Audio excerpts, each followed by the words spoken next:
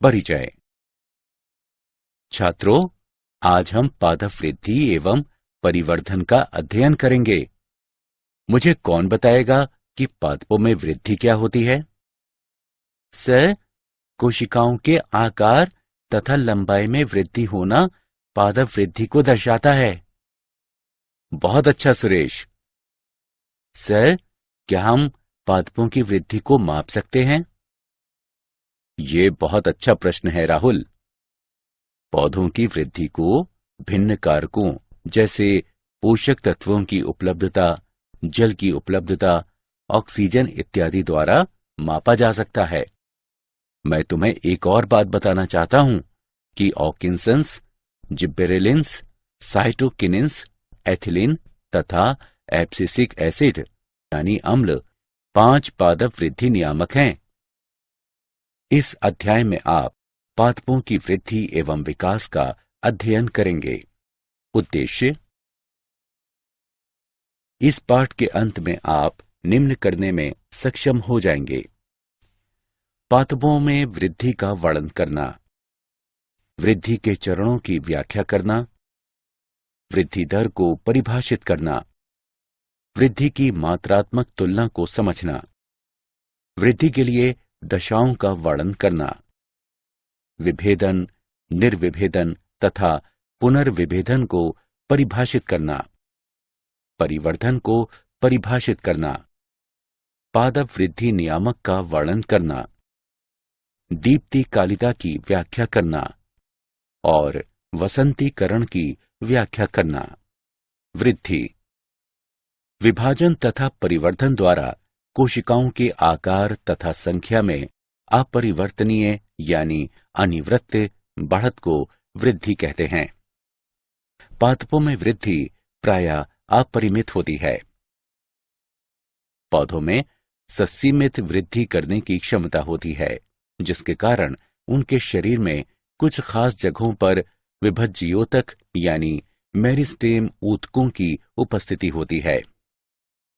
विभज्ययोतकों यानी मेरिस्टेम की कोशिकाएं स्वयं विभक्त होने में सक्षम होती हैं। विभज्ययोतक की क्रियात्मकता से जब नवीन कोशिकाएं पौधे के शरीर में जुड़ती हैं, तो उसे वृद्धि का खुला स्वरूप कहा जाता है।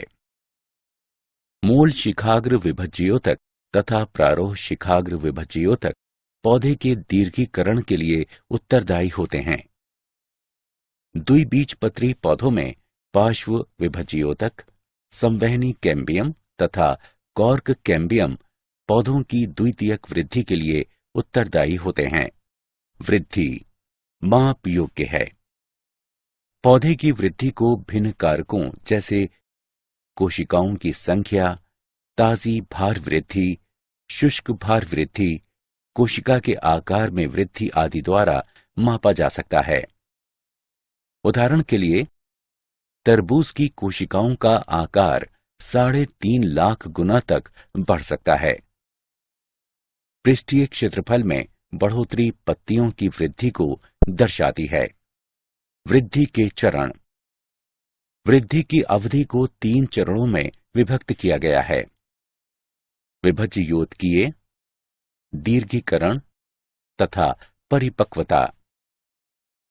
विभज्ययोतकीय चरण, विभज्ययोतकीय चरण में कोशिकाएं मूल शिखाग्र तथा प्रारोह शिखाग्र दोनों में लगातार विभाजित होती हैं।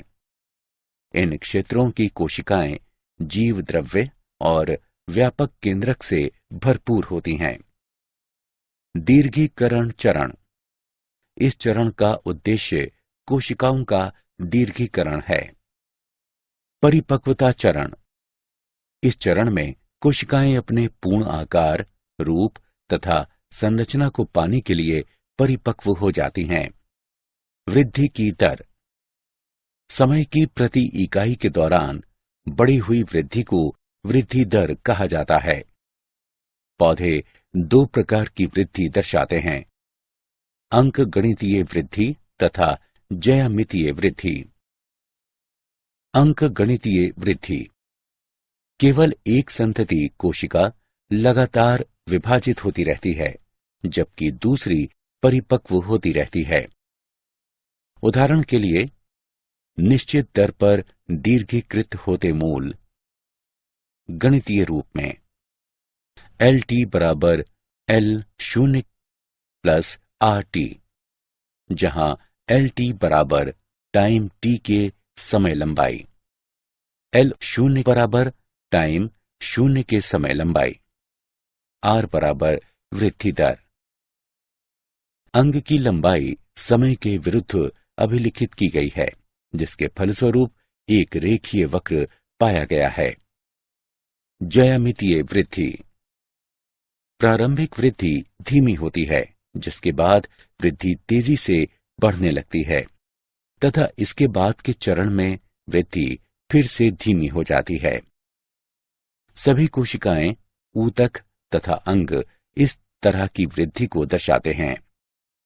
गणितीय रूप से W1 बराबर W0 ERT, W1 बराबर अंतिम आकार, W0 बराबर प्रारंभिक आकार, R बराबर वृद्धि दर, T बराबर समय में वृद्धि, E बराबर स्वाभाविक लघुगणित का आधार। वृद्धि की मात्रात्मक तुलना। वृद्धि की मात्रात्मक तुलना के दो तरीके हैं, परम यानी निरपेक्षिक वृद्धि दर तथा सापेक्षिक वृद्धि दर। मापन और प्रति यूनिट टाइम की कुल वृद्धि की तुलना परम वृद्धि दर कहलाती है। परम वृद्धि को A1 तथा B1 पत्तियों के निर्माण के लिए A तथा B पत्तियों को क्षेत्रों में दर्शाया गया है। दी गई प्रणाली की प्रति यूनिट समय पर वृद्धि सापेक्षिक वृद्धि दर कहलाती है। दिए गए चित्र में दोनों पत्तियों में 20 सेंटीमीटर वर्ग की वृद्धि हुई है, लेकिन पत्ती ए में अपेक्षाकृत अधिक वृद्धि हुई है। वृद्धि के लिए दशाएं। वृद्धि के लिए निम्न दशाएं आवश्यक हैं। पोषक तत्व। जीव द्रव्य के संश्लेषण के लिए पर्याप्त पोषक तत्वों की आपूर्ति आवश्यक है। ये ऊर्जा के स्रोत की तरह कार्य करता है। जल। वृद्धि के लिए जल की समुचित आपूर्ति आवश्यक है। ये कोशिका की स्फीति को बनाए रखता है, जो कि वृद्धि को बढ़ाता है। ये एंजाइमी अभिक्रियाओं को माध्यम भी प्रदान करता है। ऑक्सीजन। ये श्वसन तथा ऊर्जा के निष्कासन के लिए अनिवार्य है। ताप। वृद्धि के लिए सर्वाधिक वांछनीय ताप इष्टतम ताप कहलाता है, जो कि 28 डिग्री सेल्सियस से 30 डिग्री सेल्सियस तक होता है। 45 डिग्री सेल्सियस से अधिक ताप जीव द्रव्य को क्षति पहुंचाता है तथा वृद्धि को रोक देता है। विभेदन, निर्विभेदन तथा पुनर्विभेदन। विभेदन। विभेदन वो प्रक्रिया है जिसमें विभज्ययोतक कोशिकाएं विशेष कार्य को करने के लिए संरचना तथा आकार में परिवर्तन कर लेती हैं। उदाहरण के लिए, अधित्वक यानी प्रोटोटर्म कोशिकाओं के डीएनए संश्लेषण के पश्चात कोशिका का विस्तरण होता है तथा इससे अपरिपक्व त्वचा यानी ट्राइकोम बनता है। इसके पश्चात केंद्रकीय अभिगमन होता है तथा शाखन पाया जाता है तथा फिर ये परिपक्वता अवस्था तक पहुंचता है। निर्विभेदन। निर्विभेदन वो प्रक्रिया है जिसके द्वारा पहले से विभेदित कोशिकाएं विभाजन की क्षमता को पुनः प्राप्त कर लेती हैं तथा विभज्य योतकीय बन जाती हैं। पुनर्विभेदन। पुनर्विभेदन वो प्रक्रिया है जिसमें निर्विभेदित कोशिकाओं को निर्माण विभज्य योतकीय कोशिकाओं से होता है। ये विभज्य योतकीय कोशिकाएं किसी विशिष्ट कार्य को करने के लिए संरचना तथा आकार में परिवर्तन कर लेती हैं। परिवर्धन। परिवर्धन के अंतर्गत एक जीव के जीवन चक्र में आने वाले वे सारे बदलाव शामिल हैं जो बीजांकुरण एवं परिपक्वता के बीच संगठन की निम्न दशा से उच्च दशा में आते हैं। पौधे जीवन के विभिन्न चरणों में भिन्न पथों का अनुसरण करते हैं ताकि विभिन्न तरह की संरचनाओं का गठन कर सकें। इस क्षमता को प्लास्टिसिटी कहते हैं।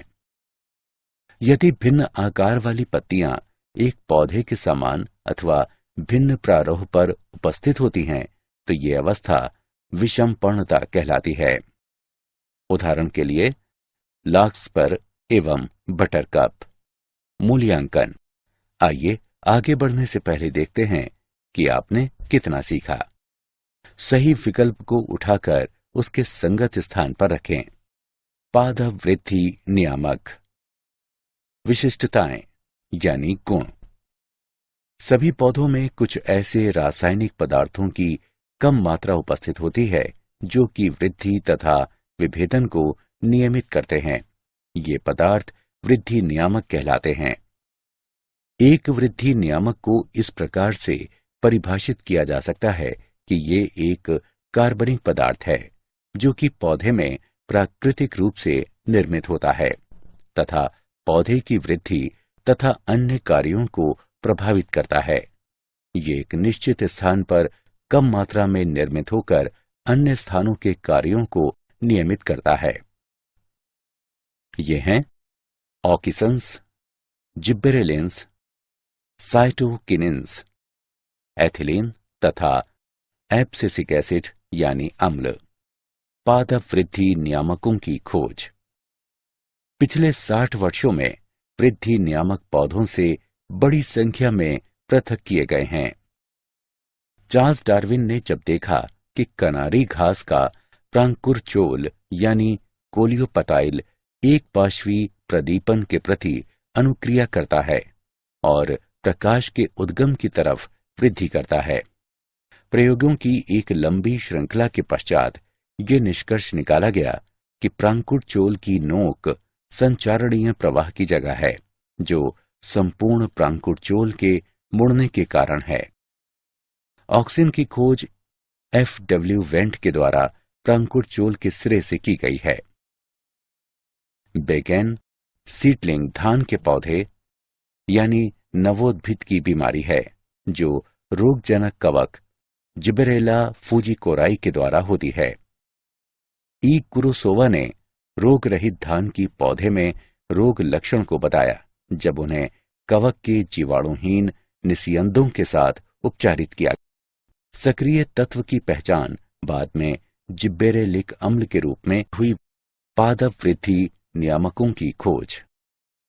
एफ स्कूग तथा उनके सहकर्मियों ने देखा कि तंबाकू के तने के अंतर्पर्व खंड से अविभेदित कोशिकाओं का समूह तभी प्रचुरित हुआ जब ऑकिंसंस के अलावा मीडियम में वाहिका ऊतकों के सत्व या यीस्ट सत्व रूप में दिया गया।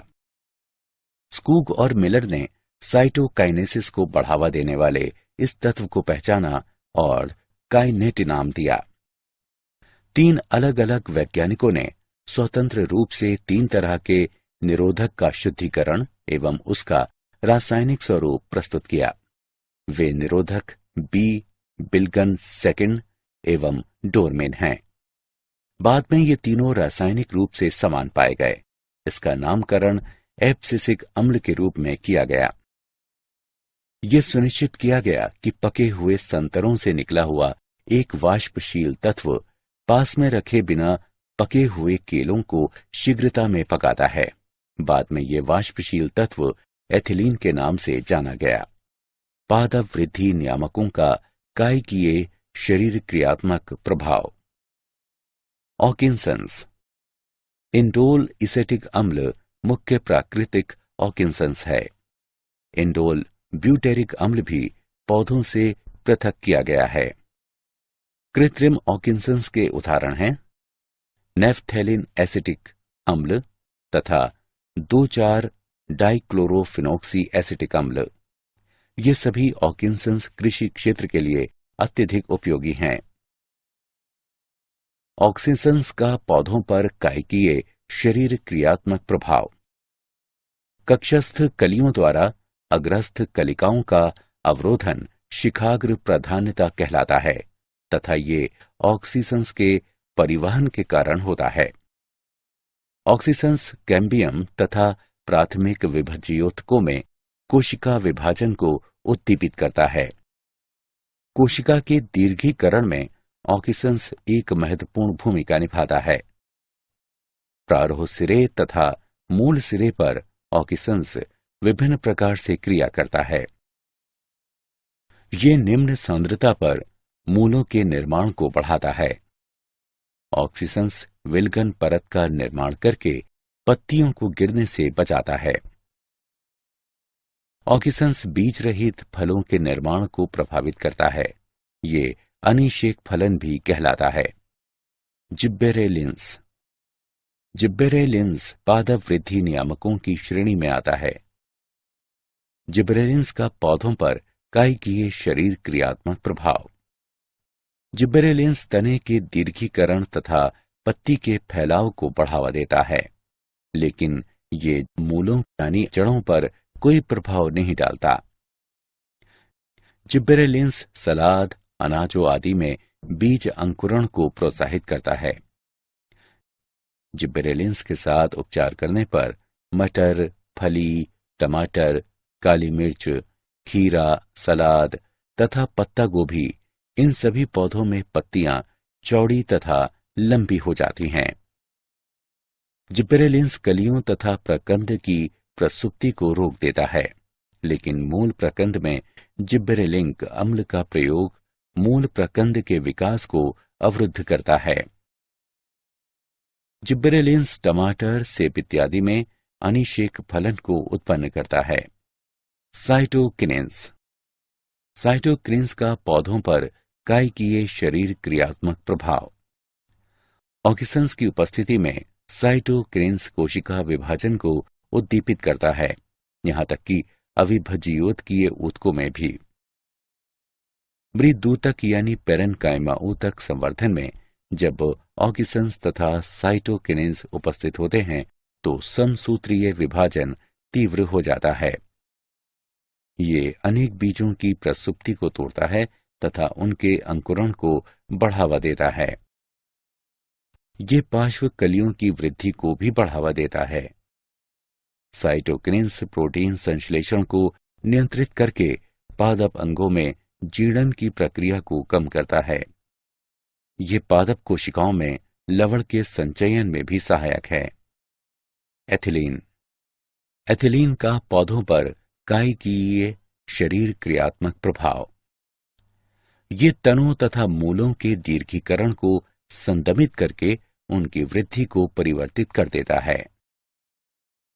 ये पार्श्वकलियों की वृद्धि को संदमित करता है तथा शिखाग्र प्राधान्यता को उत्पन्न करता है।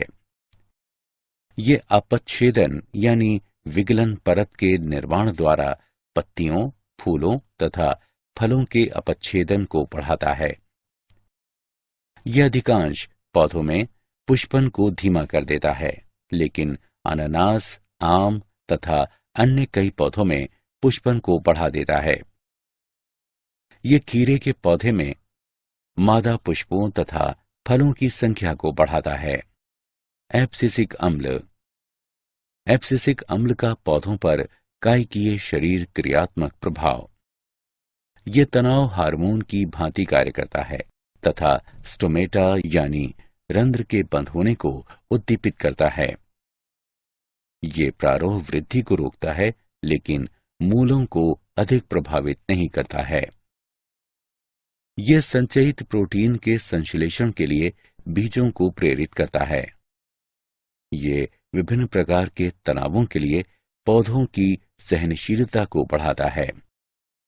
ये जिब्बेरेलिंस के विरोधक के रूप में कार्य करता है। दीप्ति कालिता कुछ पौधों में पुष्पन सिर्फ प्रकाश और अंधकार की अवधि पर ही निर्भर नहीं करता, बल्कि उसकी सापेक्षिक अवधि पर निर्भर करता है।